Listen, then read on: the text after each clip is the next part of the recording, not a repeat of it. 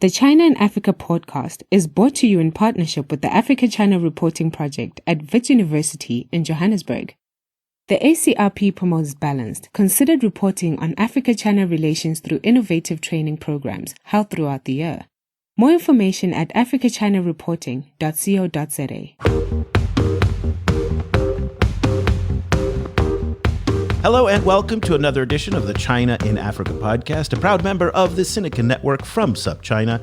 I'm Eric Olander, and as always, I'm joined by Cobus van Staden, the senior China-Africa researcher at the South African Institute of International Affairs in Johannesburg, South Africa. A very good afternoon to you, Cobus. Good afternoon. Cobus, today we're going to be going back to a story that we covered, almost 3 years ago, I think it is. 2 years ago. Back in January 2018, the French newspaper Le Monde really did a blockbuster report claiming that the Chinese had bugged the African Union headquarters. And what they kind of documented in the report was following an inspection of the building. That building, by the way, was built by the China State Construction Engineering Corporation, which is a state-owned company. They uncovered listening devices hidden throughout the building, and apparently at like 2 or 3 in the morning, there were, according to the report, big data dumps that were kind of leaving Addis Ababa and going back to China. And then just a few days later, after the Le Monde report, that story was apparently then confirmed by the Financial Times. Now, since 2018, that's more or less all we heard.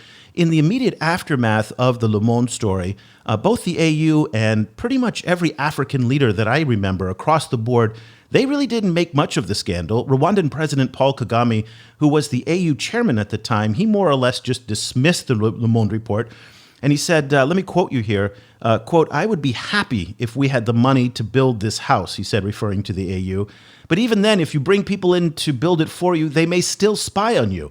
This may be an attempt to put the Chinese who built the house in a bad light." So Paul Kagame kind of brushing off the spying allegation and even to some extent coming to the defense of the Chinese. Not surprisingly, the Chinese, for their part, just categorically denied it. They said this is not at all. Huawei denied it as well. We had an interview with Adam Lane, the spokesperson from Huawei. We asked him about that, and he said, nope, there's nothing to it. Now, government buildings in Africa are an interesting topic to be focusing on with regard to the Chinese, because, Cobus, this is a very big push of their infrastructure development program. So they're building stadiums, they build parliaments, they build government headquarters, they're building the new ECOWAS headquarters in West Africa, they're building the new parliament in Zimbabwe. So there is, if they wanted to spy, that would be the place to do it, Cobus. Yes, and they're not only building the buildings, but they're frequently outfitting the buildings with new e-government systems, computer systems, internet networks, and so on. So yeah, again, if they wanted to spy, then this would be a big opportunity for them to do so.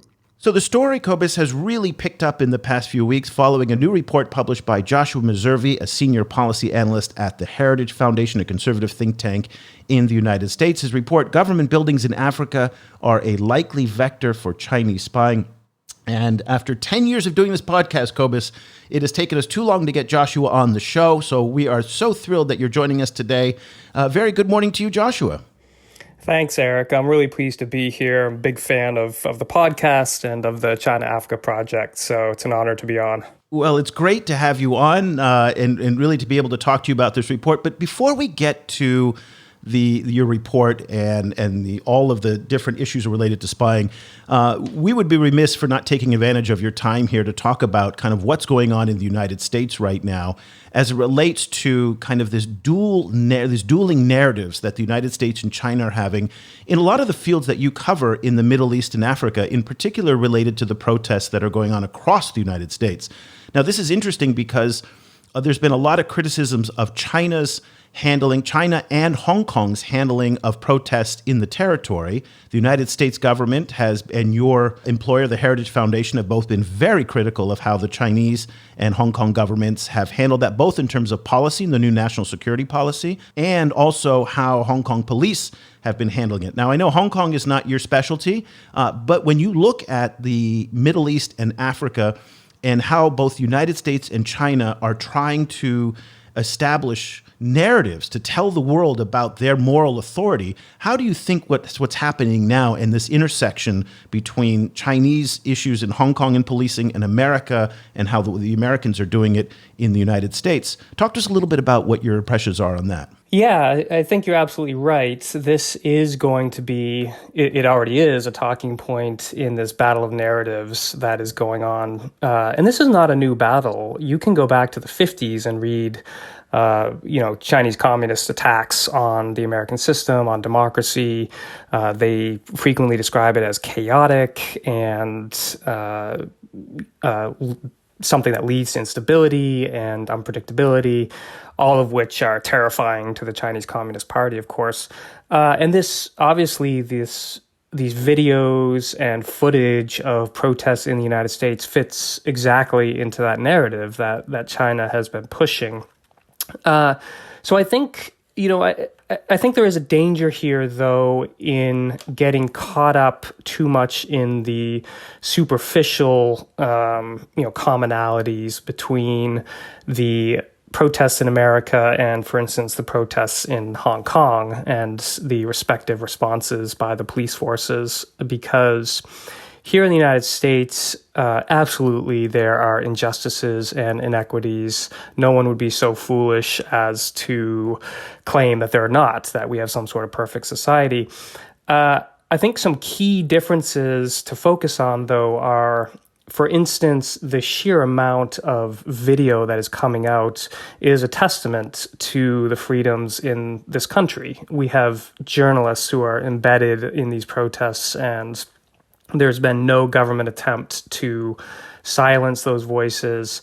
There was, of course, the CNN crew that got arrested. I don't know exactly the details. I suspect that they were not obeying police orders. The press, for all of its freedoms, does have to obey police orders. So there's that difference, and we've already seen some police officers fired for excessive force. And even with the ugliest videos that you observe where police have to use pepper spray and batons and things of that nature, there is still an effort to de-escalate and to exercise restraint.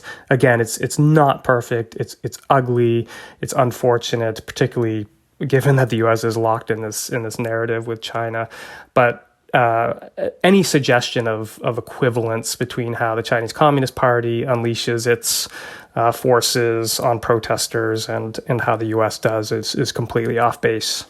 It's very interesting, how to see how it's being picked up on social media in Africa, because there the narrative isn't really one of the police, of the US police de-escalating the situation. In fact, there's a lot of videos that seem to show the police escalating the situation, or kind of aggressively moving into people who seem to be standing still and peacefully protesting. Is there, and there's a lot of commentary from on African social media, echoing, a lot of the sentiments coming out of movements like Black Lives Matter. How do you see this playing for the US on the African continent in the next few weeks? Well, I think it's going to play very poorly. As you've referenced these videos, and again, there is they can look very bad. The situations can appear and sometimes are just bad. I keep coming back to that word, which is inadequate. But so to these images of police moving peaceful protesters, even if you're a peaceful protester, if you are disobeying police instructions, if you are trespassing, you don't have a complete and ultimate right to do whatever you want, even as a peaceful protester. So I think that is why we're seeing police having to move even peaceful protesters back. So I work in Washington, D.C., of course, and the protesters appear to be centered around the White House. The police set up a perimeter, a barricade, protesters jump those, and then the police push them back. We wish it wouldn't come to that, but even if you're a peaceful protester, you don't have a right to disobey a lawful order and to jump over, a police barrier. You can do it, but then you will have to face the consequences. So that's why I think these situations are so hard to accurately convey all the complexity of what's going on. And please don't misunderstand me. There are absolutely abuses. Like I'm not making some sort of blanket exoneration of how the police handle these situations. But by and large, on average, our police do act with restraint. If it were otherwise, there would be a lot more injuries and even deaths in these situations, because these are large protests. There are a lot of videos of police being assaulted as well.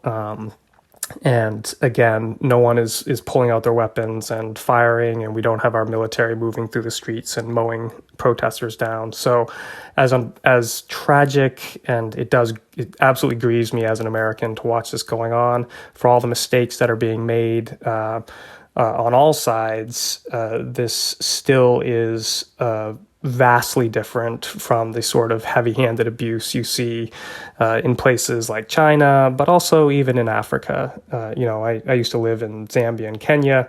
If these sorts of protests were happening in Lusaka or Nairobi, I think we would have seen a lot more deaths and injuries. Well, this is certainly a contentious issue, and one that will no doubt continue. So we're grateful to be able to divert a little bit of our attention to get your perspective on that. Let's now go to your report, and your report got a lot of coverage. I mean, it was really impressive. And for those of you not familiar with Joshua's work, Joshua regularly interacts with senior level policymakers in the U.S., particularly on Capitol Hill. If you're a big follower of C-SPAN congressional testimonies like I am, you will find Joshua at a lot of the hearings. And so it's really important what he writes. It does get picked up both by conservative media, but also on Capitol Hill and within the power circles in Washington. So this report really did get a lot of coverage. And the narrative was that China is spying on Africa through its buildings. There was very little subtlety that came out, even though I heard your reports and your interviews you were giving, and you were putting the nuance in, but in the actual final coverage that came out on Daily Caller or Ben Shapiro and these kind of outlets, it was China is spying on Africa. We're going to get to a little bit more nuanced discussion than what those guys do. You started your report by saying that Chinese companies have constructed or renovated, or both, at least 186 buildings, and at least 40 of Africa's 54 countries have a government building constructed by a Chinese company. And you suggest actually that this is a low estimate, probably. Why don't you go ahead and just kind of make your case and tell us a little bit about the key findings in your report and how you came about that? Yeah, sure. So, right, I'm glad you pointed out that there is more nuance in this report than the headlines have been picking up. That's the way of the world. I understand how the media works. But I do want to stress that in this report, I never claim that I have definitive proof that China is using these buildings to spy. I don't even know how one would get that proof short of someone going in and sweeping these buildings, which, of course, I don't have the capacity to do. So I essentially went through and tried to find all the instances that I could of a Chinese company constructing one of these buildings or a Chinese bank financing one. And usually if the Chinese are providing the financing, that means a Chinese company is going to do the work. As you said, I found a confirmed number of 186.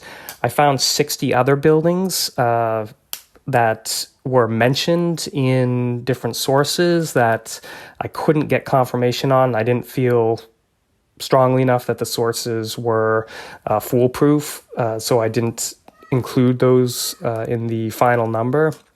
But that obviously, if you add, the 60 to the 186 number, then we're well above 200. And I think in reality, there's even more than that, because it was difficult. This was hard work finding these buildings. Some, it's very easy, just a simple Google search you could find. Others were very obscure, and it was really tough to dig out information for a whole host of reasons we could get into.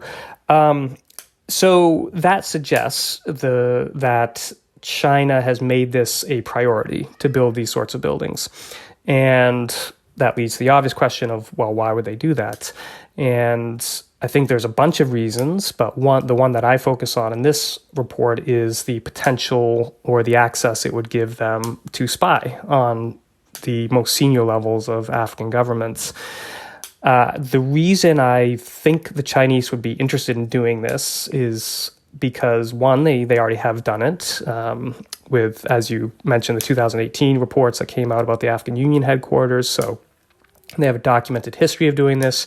They also have a documented history of spying and espionage and things of that nature in all sorts of different realms. So they're sort of famous for cyber espionage, particularly to gain an economic advantage. And let me be clear, all countries spy, or all countries want to spy. Some have more capacity to do it than others. So I'm not suggesting that the Chinese are unique in this. What I am suggesting is the fact that they have built these buildings gives them a unique access to African governments to spy if they so choose, which I'm sure they do.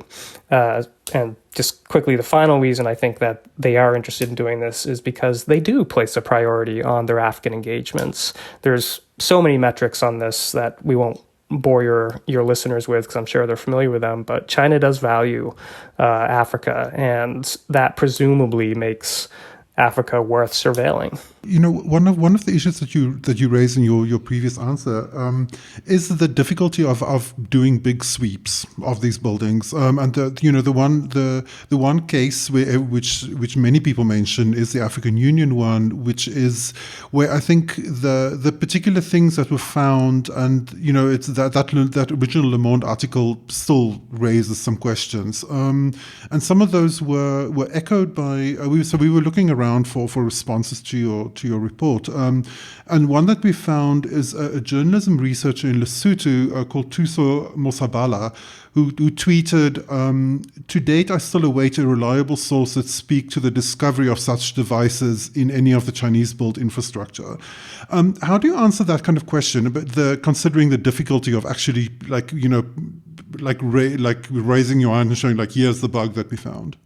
So short of being able to get physical evidence, which again would be virtually impossible because, one, African governments would never give you access to these buildings, nor should they really, to me as a private citizen to conduct some sort of sweep, and I wouldn't know how to do it anyways. But two, these activities by their nature are covert. So these would be pretty well hidden. It would take a certain amount of technical expertise to discover them. That's exactly what happened with the AU. Apparently, according to the reports, the Algerians, who are quite good at this sort of thing, came in and swept the building, as did the Ethiopians. Both countries, unsurprisingly, have pretty high capacity in these areas. So I think what we're left with, short of any sort of physical proof, which again would be very, very difficult to obtain, is our rational process. And I think any sort of rational process based on China's history, based on how great powers operate, based on China's particular proclivity for all sorts of types of espionage, that it leads us to the conclusion that it is far more likely than not that China is actively surveilling at least some of these buildings. Now, some buildings are small enough and insignificant enough that I'm not sure the Chinese would bother. So, for instance, in Namibia, I found some municipal courts and municipal government buildings. I'm less convinced maybe that they would put in the effort to surveil those. Potentially they would, I don't know, but I'm less convinced, as I say. But certainly a president's residence, as they've built all across the continent, or a prime minister's office, those were just so attractive as surveillance targets that I find it very difficult indeed to believe that there is not Chinese surveillance of these buildings. So I understand the criticism of, well, there's no actual proof, but I would always ask, how could you possibly expect to get true physical proof of this happening. This is the world of espionage and surveillance. It's by definition covert and secret, and it takes highly technical skills to discover these sorts of things. So we are left with a rational process. And I think a rational process based on what we know of the Chinese system, what we know of how they operate, what we know of their history, very strongly leads us to the conclusion that, yes, they must be surveilling some of these buildings. So what was the point then of your report? Because it was supposition. I mean, it's, again, what you said was you don't have the actual evidence, so you're kind of connecting some dots that seem to make sense to you. So you put the report. Is the purpose of the report to get people to think about this, to get policymakers in Washington to consider it? Is it to be provocative? If you don't have the proof, then what's the point of the report? Yeah, so it's the former. I had no intention of being provocative. I understand the findings are provocative, but that was not the reason I did the report. The reason I did the report was because I think this is an underappreciated problem in American policy circles. And I think there are a host of implications to the reality that China has built a lot of these government buildings. And the fact that they are almost certainly surveilled should cause some deep reflection among our military leaders, among our diplomatic leaders, and among our companies, the American companies that are increasingly active on the continent. Because, and I get into that a fair amount in the report, where I lay out some recommendations, and I think ultimately this was trying to ring a warning bell that this is a very serious liability for the United States that we need to account for and need to think very seriously about as we engage in Africa, as we are increasingly in this era of open competition with China. We need to understand all of China's tools, all of its strengths, in order to formulate our own approach. In reading the report, what struck me was that, that there's a lot of, obviously, as you say, there's a lot of attention on what China possibly, probably might be doing. And then also, so a lot of the possible fallout for the US. However, there doesn't seem to be a lot of attention in the report to the current surveillance that the US is doing in Africa. There's a case, that was raised both on The Intercept and in several Human Rights Watch reports, that NSA agents not only surveilled in Ethiopia, but actually actively trained the Ethiopian government in surveillance, which then ended up not only on large-scale crackdowns on opposition groups in Ethiopia, but actually also the surveillance of Ethiopian expatriates in the US. So it ended up facilitating the spying by a foreign government on US soil of people who in some cases were by then either legal US citizens or green card holders. So, how do you balance those two? So with the your latter example of training Ethiopian surveillance, the U.S. has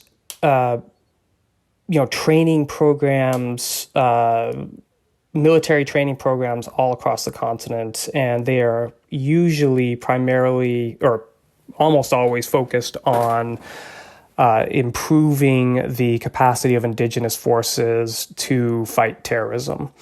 And surveillance is part of that. One of the most coveted tools that the U.S. gets asked for is ISR, intelligence, surveillance, reconnaissance. That's usually drones and things of that nature, because gathering information is very difficult, but it's critical. You have to have that information in order to effectively fight these groups. Now, the challenge for the United States is that, let's take Ethiopia. It's a really good example of this. When we go in there, and Ethiopia is absolutely involved in the fight against terrorism. They have troops inside of Somalia fighting al-Shabaab. They have domestic terrorism problems.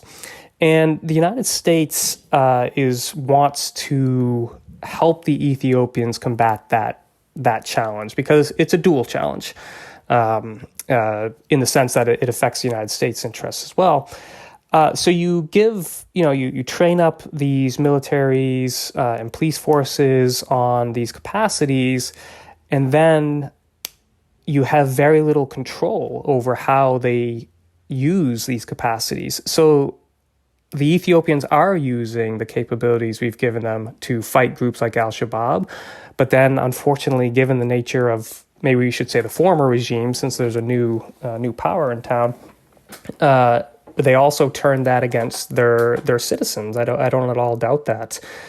We've had the same problem in Kenya. So the anti-terrorism police unit, which, anti-terrorism is right in their name. Their raison d'etre is to fight terrorism. They've also, unfortunately, engaged in a lot of excesses at times, particularly on the coast. And that's a really hard dilemma for the United States, because we can't be everywhere fighting terrorism every place it rears its evil head.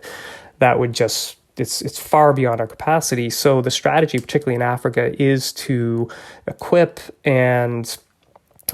local forces, give them the capacity, the capability to take on these challenges themselves. And always a part of that training is human rights training and other ideals like civilian control of the military, things of that nature.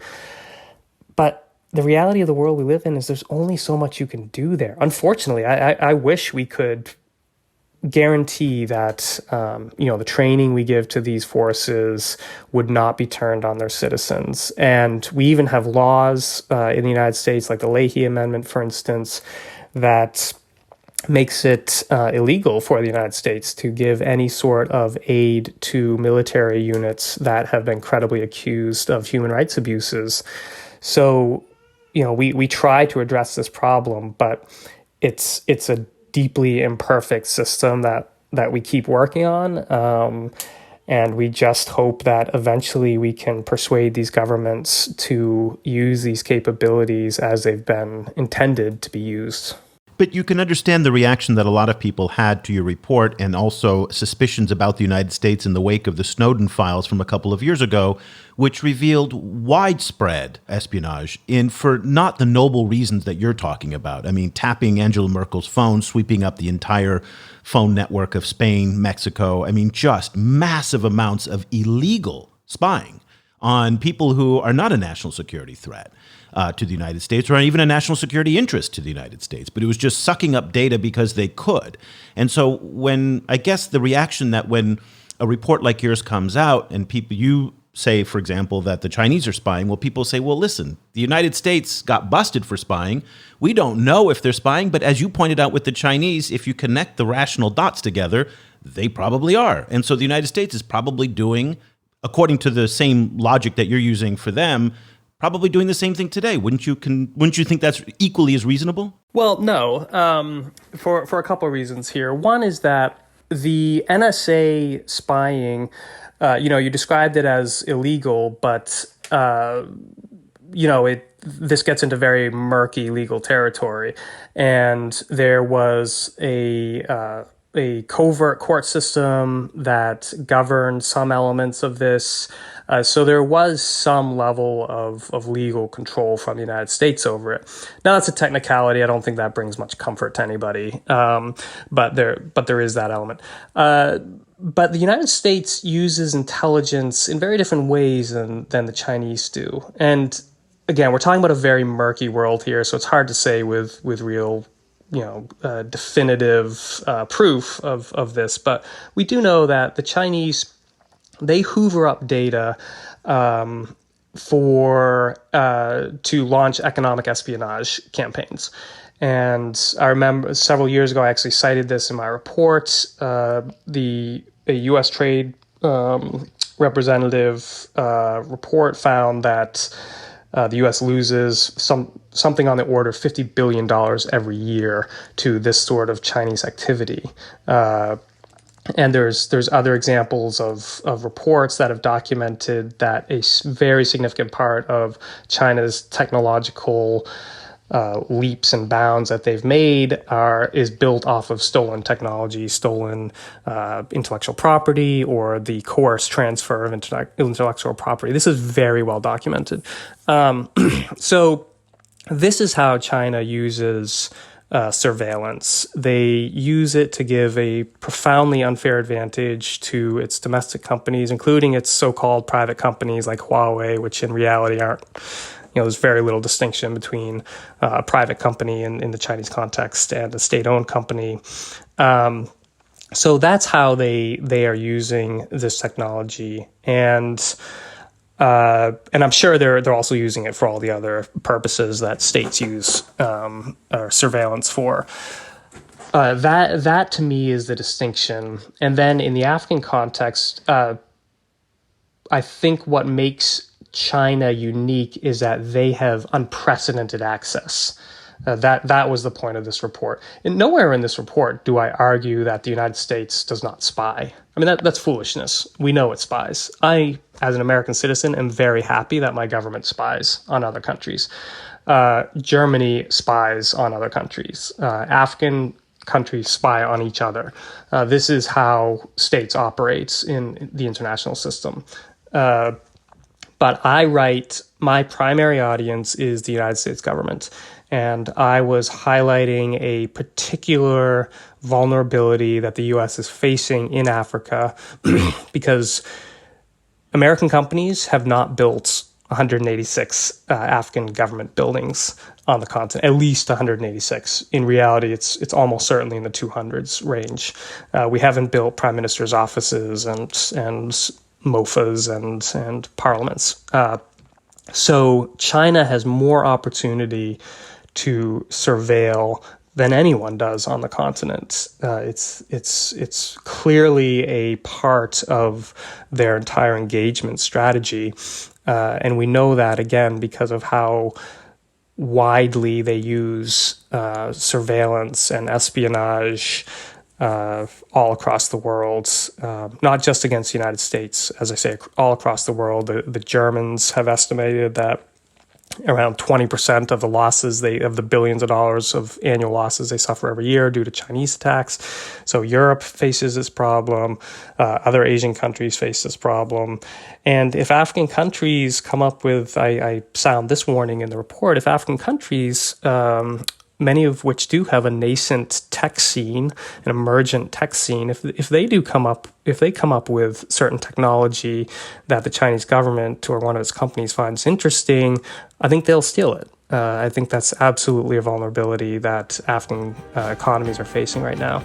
There's no documented case of the United States government stealing economic information to advantage its companies. It's just not something the U.S. does. Support for this podcast comes from the Africa-China Reporting Project at Wits University School of Journalism in Johannesburg. The ACRP provides reporting grants, workshops, and other professional development opportunities for both African and Chinese journalists. Follow the ACRP on Twitter at Wits China Africa or visit africachinareporting.co.za for information about grants and upcoming seminars. So where does the center of your concern fall? Mostly, are you mostly worried about civil liberties in Africa? Are you mostly worried about for example, the African tech sector, or is it more falling on kind of the possible implications for U.S. government and military operations and U.S. companies on the continent? Because as you point out, a lot of African governments seem pretty happy with the Chinese, to the extent that, for example, even after the scandal, the African Union, was very quick to kind of re-sign another 3-year deal with Huawei soon after that scandal. So interesting. My understanding of what happened after the AU headquarters bugging was that the AU actually said thanks but no thanks to Huawei on that, and they also I think the Chinese government offered to provide some sort of network sweeping or network security, and they said no, the Algerians and the Ethiopians will handle it. But I'll look into that. So my My primary concern, again, my organization's audience is the U.S. government, specifically Capitol Hill, but also the executive, of course. So I write for American policymakers. Those are the ones that my organization tries to influence. So my concern is mostly on what are the implications of this phenomenon on the continent for U.S. national interests. Now, I happen to think that the reason the United States is such an attractive partner to, or should be an attractive partner to, a lot of African countries is that American national interests strongly overlap with the general well-being of the average African. So by that, I mean the U.S. is interested in promoting democracy and the rule of law, which is the ultimate protector of the ordinary person. It's interested in promoting free markets and free markets are the most consistent and most well-proven method of raising people from poverty. So, as the U.S. obviously is fighting terrorism around the world and is guaranteeing the free and safe passage of global commerce on the seas, things of that nature. So American national interests, as I say, very strongly overlap with the interests of ordinary Africans. So as I advocate here in this report for American national interests, I think that there is a lot of a lot of good that could accrue to African states, by, for instance, partnering with the U.S. On some of these issues. But I'm also not naive. I understand, and I think the U.S. has moved away or was never even fully invested in this narrative that it's us or China, like that. African states are sovereign. They can make their own decisions, and they have reasons for interacting and engaging with China, and some of them are very good reasons. So I think it's more that the U.S. wants to see its model that has brought peace and prosperity to its own country, but also virtually every developed country on earth has embraced capitalism and free markets and the rule of law and democracy. There are very few exceptions. China would be one, even though they have granted some level of economic freedom. Singapore would perhaps be the other one. So I think, as I advocate for American interests, I think that that's actually, as American interests advance, it's actually beneficial to places like Africa. And just to clarify, so I just, while you were talking, looked up whether Huawei renewed, and by June 7th, 2019, so a little bit after that report, Salem Solomon, who is a VOA reporter in Washington, wrote, after allegations of spying, African Union renews Huawei alliance. So apparently they did actually pick up their relationship afterwards. Fascinating. Yeah. So let's turn to some Chinese reaction to it. So you were honored, and I say that, really, that is an honor, that Chinese Foreign Ministry spokesman, the OG wolf warrior, Zhao Lijian, he called your report ridiculous. I think that's quite an honor, that you were mentioned at the Foreign Ministry press briefing. He referred to the Heritage Foundation as a, quote, certain think tank in the U.S., so he didn't say your name. You were then, your report was also shared by the Chinese embassy in Uganda, and they were kind enough to put a link to the report. So that was nice, while they were denouncing it, nonetheless. We reached out to some folks to get some reaction, and one person who got back to us was Ambassador Guang Weiling. He's the first Chinese ambassador to the African Union. He's emerged as a kind of retired diplomat who can speak a little bit more freely, and he was on our show recently. He's now very, very active on Twitter, and apologies in advance for the audio quality. Unfortunately, WeChat does not let you extract audio from it, so I had to do it the old-fashioned way and hold up my phone to the microphone, but hopefully you can listen. Let's take a listen to question and comments by Ambassador Guang Weiling. My question is, After disclosure by Snowden, people know much about prison and what US government agencies such as NSA and CIA are up to around the world. They feel naked. At present, some Americans have a strange mindset. China is bad, and whatever it does is bad. It is as unscrupulous as US and does things just as we Americans do. Early 2018, just before AU Summit, the French newspaper Le Monde made a piece of sensational news about so-called China's surveillance at AU headquarters built by China. Both Chinese and AU officials categorically refuted. That was sheer fabrication against basic norms of media. The claim in your report is of same nature. It is true that China has helped African countries build many government buildings. But can it be a tenable reason you suspect China may take advantage of it for secret purposes? When you make the claim in your book about China, do you have hard evidence or just excellent imagination to make it a sensation? There is a fitting Chinese proverb going like this: a thief is always suspicious of people around him and believes they may also steal something from him. Thank you. So you've already addressed the question of proof. You've talked about Snowden. I'd like to kind of get your sense on his tone and the general vibe that you've been getting from the Chinese in response to your report. I was sort of chuckling to myself as I listened because it's really classic, Chinese approach or Chinese diplomatic approach to these sorts of issues. The vibe, you described the Ministry of Foreign Affairs response. You forgot that they accused me of self-inflicted humiliation by publishing the report. And as I joked on Twitter, I'm actually quite adept at self-inflicted humiliation. The report is just not one of those instances.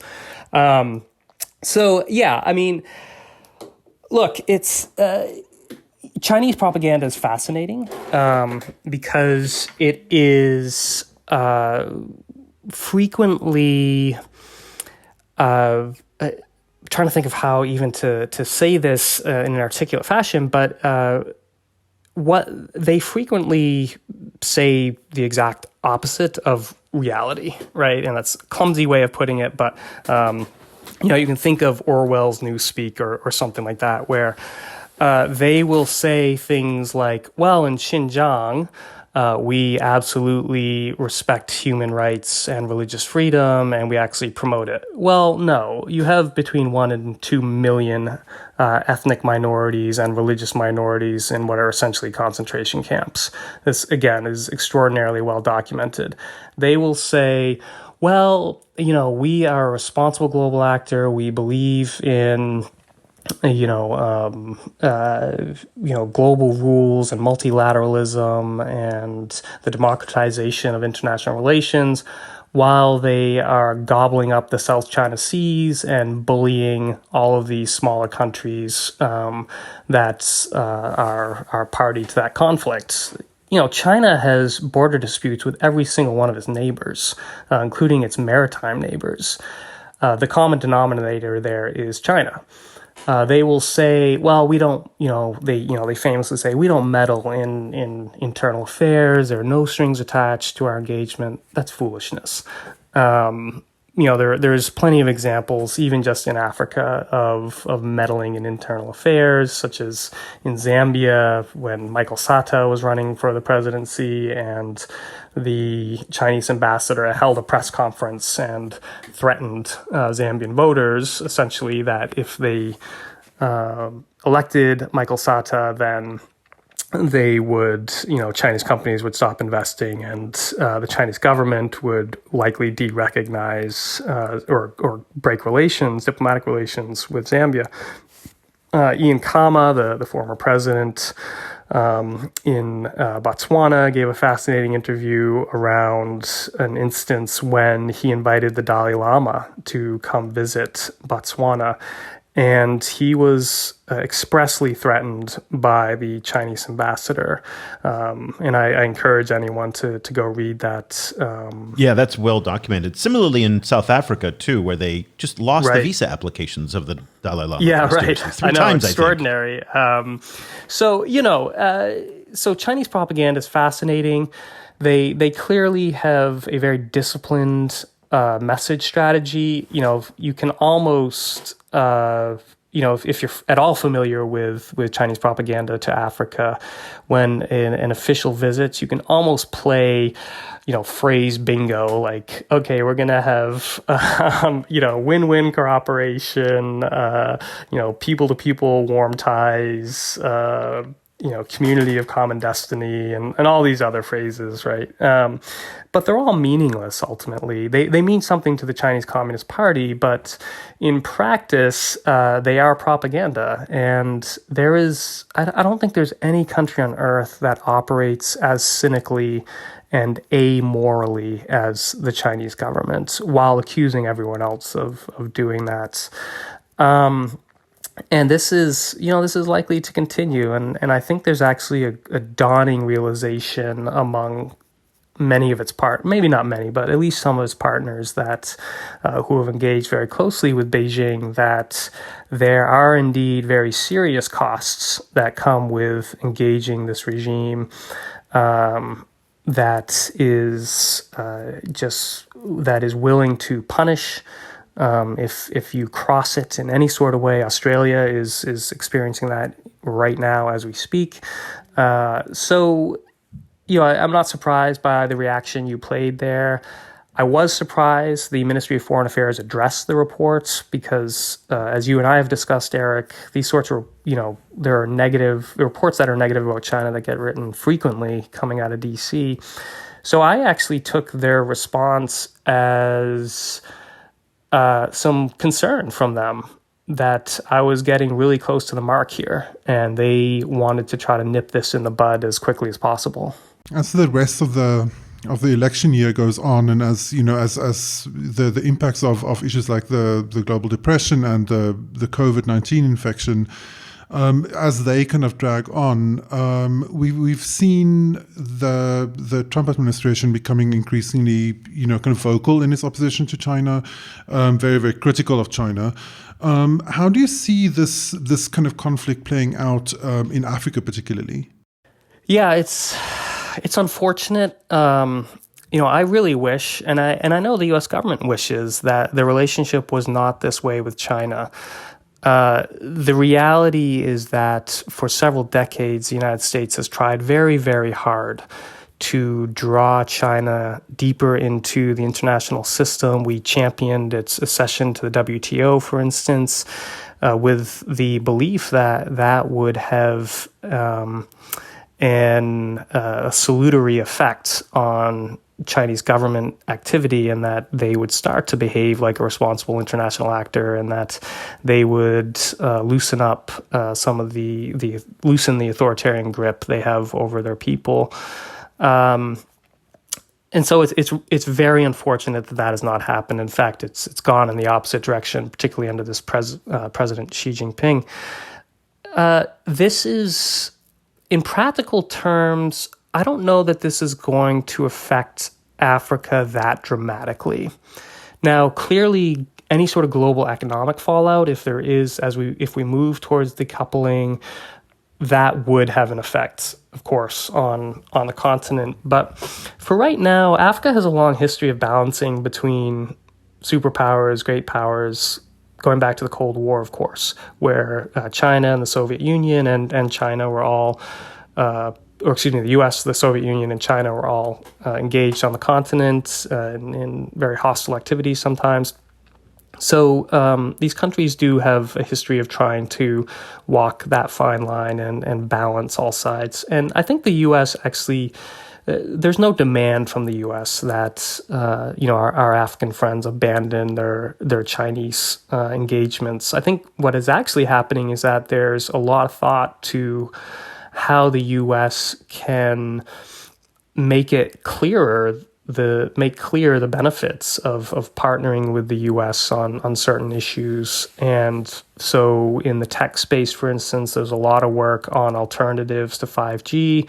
There's some very promising technology there that, if it does come to fruition, would be hugely beneficial to the continent, because it would be a cheap alternative to Huawei and a dependable alternative to Huawei, and it wouldn't come with all the risks of backdoors in the technology and things of that nature that characterize Huawei technology.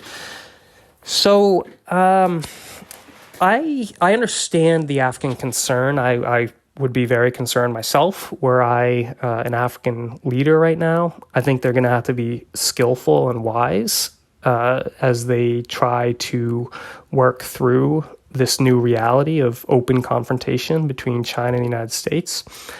I do think the U.S. might move towards, and I am advocating for this, I actually have a piece coming out fairly soon that makes this case explicitly, that the U.S. does need to do a strategic assessment of the continent and decide which governments can we reasonably expect to have a positive relationship with, because there are some that, for a number of reasons, including the fact that they're so heavily enmeshed with Beijing, that we can't really expect to make much headway for American national interests by engaging with them. That doesn't mean we entirely disengage, but it does mean those countries we feel like have the requisite level of competent and fair and democratic governance, that's usually the key here,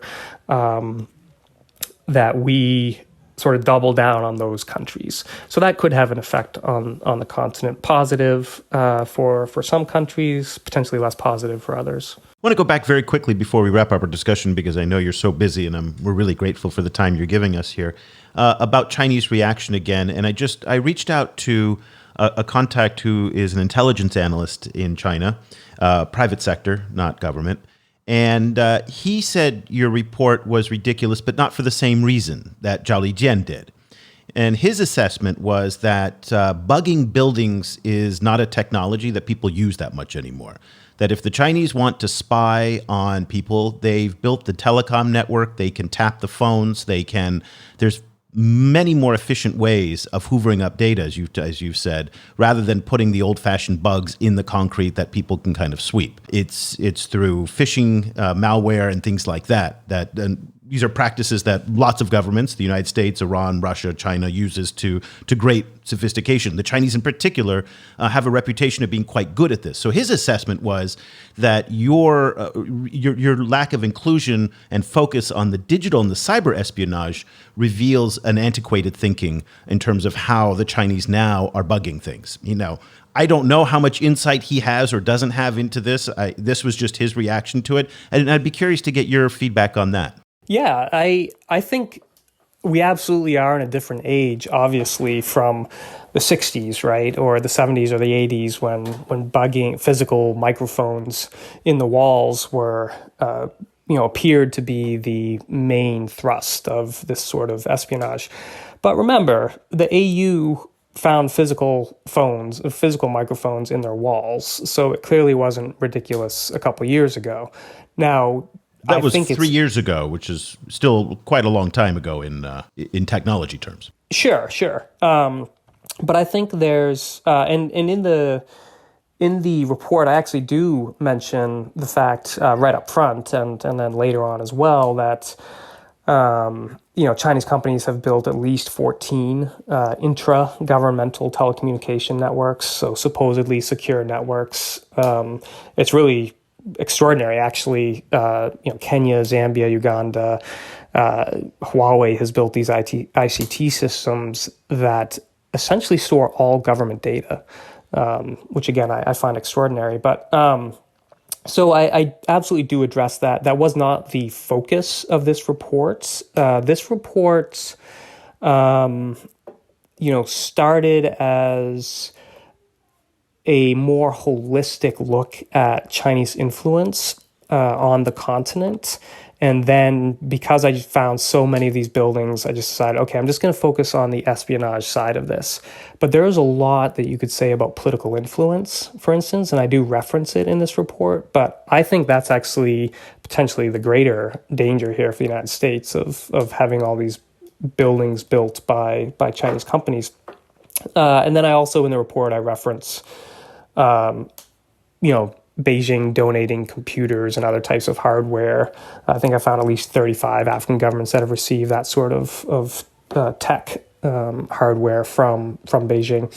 So I'm sure that the main focus is more in the digital space for espionage now, but I find it very, very, very difficult to believe indeed that if a Chinese company has built a president's residence, that they would not have some interest in putting a listening device in the walls. That does not at all mean that would be China's main focus of its espionage in that particular context. But again, I think every little bit helps, of course, and you could potentially pick up something from a microphone that you would not be able to get over a digital network. So the report is Government Buildings in Africa Are a Likely Vector for Chinese Spying. You can find it at the Heritage Foundation website at heritage.org. It was written by Joshua Meservey, who is a senior policy analyst at the Heritage Foundation and very well known in the high-level policy circles in Washington for Africa, the Middle East, and China.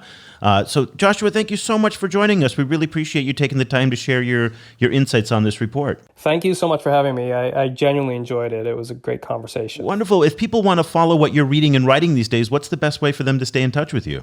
They could just Google me, just Joshua Meservey Heritage, and that would take them to my bio page on Heritage, which lists my heritage writing. You can also follow me on Twitter, at jmeservey.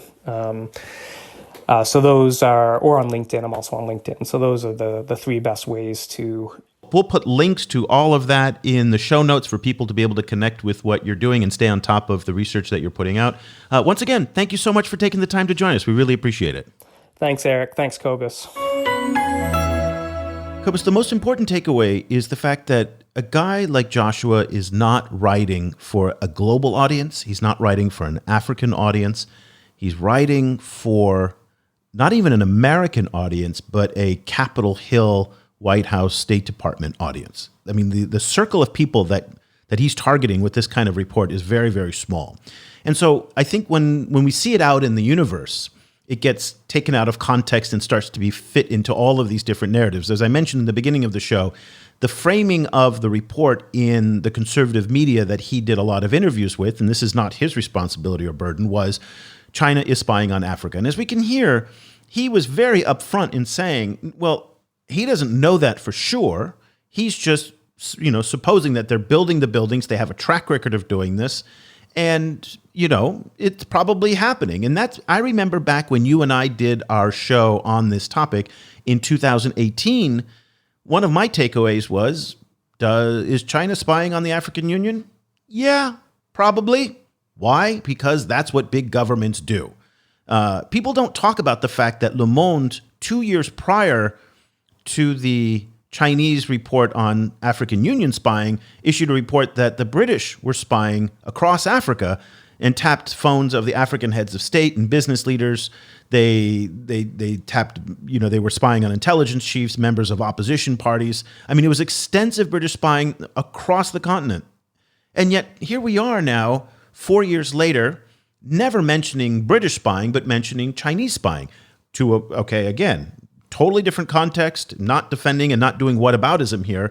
But it is interesting how people latch on to different things, even though the actions are more or less the same. With this, you get an interesting view of the weird role that the West at large, and then the US particularly, is playing in the world at the moment, where kind of all different things about the US are true at the same time, in the sense that they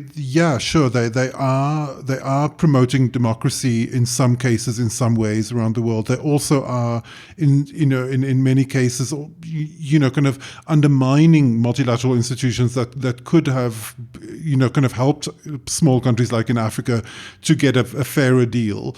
They are spying, and also they are pointing out the spying of other countries. It's that they're playing such a contradictory role that it's very difficult to kind of pinpoint, kind of exactly where, like which US one is dealing with, kind of when one is in a place like Africa. But isn't that the same with the Chinese? This is the Chinese are supporting a $3 billion coal plant in Zimbabwe, and at the same time promoting the Green Belt Road, the Belt and Road in places like Zambia with a $500 million solar panel, electric farm.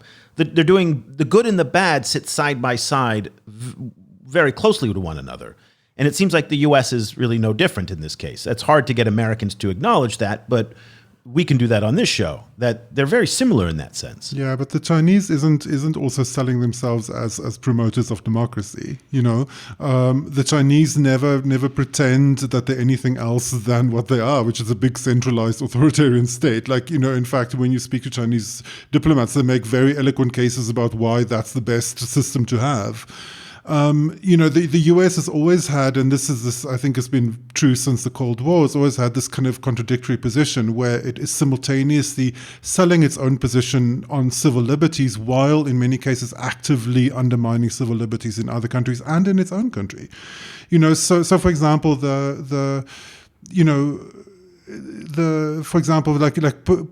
promoting the idea of capitalism and free markets as a space for self-improvement and liberalization and civil liberties and freedom, true, in some cases, but at the same time, the US's economic system, I think a lot of people have been pointing out that, a lot of it is based on the fact that certain people are permanently stuck in low wage, low contract service positions and they can't get out of them. So it's this weird thing where it's both, the US is always somehow like both brandishing the ideal and the counter ideal at the same time. And I think people's relationship with the US is always has to, it's kind of you either kind of like super supporting it or super criticizing it, or at some stage you settle into a weird kind of double think, kind of where you choose which US you tend to engage with because there are so many, like where the US, for example, is both the great promoter of something like LGBT rights and the great promoter of anti-LGBT discourse. Both of those are happening at the same time, and you kind of have to choose the US you want to live with in the end. Well, we were very glad in our discussions about the US to be able to have a conservative voice like Joshua join us. It's something that we've been trying to do for several years now, to be able to kind of bring more conservative voices, because in part, if you want to understand US foreign policy today, you have to understand that conservative way of thinking, simply because there is a whole professional class now of conservatives. And then, of course, there's the political class of appointees and senior level officials who are also very, very conservative. And I think that's poorly understood by the outside world. So it's one of the things we're going to try and do going forward, is to be able to bring you more conservative voices and along with a mix of voices on U.S. foreign policy, just of course as we try and do with all of our discussions that we have. So that'll do it for this edition of the China in Africa podcast. Cobus and I will be back again next week. We're closing in this year on 500 episodes. We're now doing about 2 episodes per week.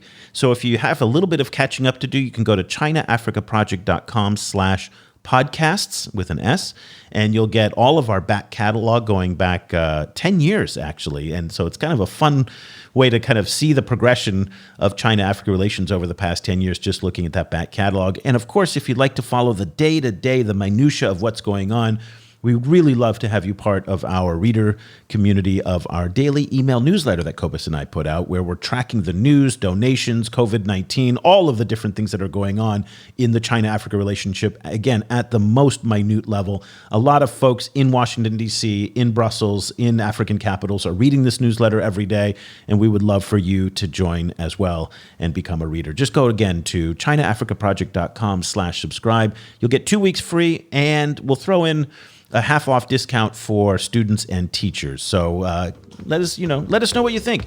If you'd like to, reach out to Cobus and I, we're so easy to get a hold of. Eric at ChinaAfricaProject.com and then Cobus at ChinaAfricaProject.com. Just drop us a note.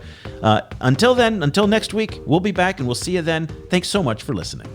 The discussion continues online. Head over to facebook.com/ChinaAfricaProject to share your thoughts on today's show. The guys are also on Twitter, where you can find Cobus at Stadinsky or Eric at E. Olander. And be sure to sign up for the weekly China and Africa email newsletter by going to www.ChinaAfricaProject.com.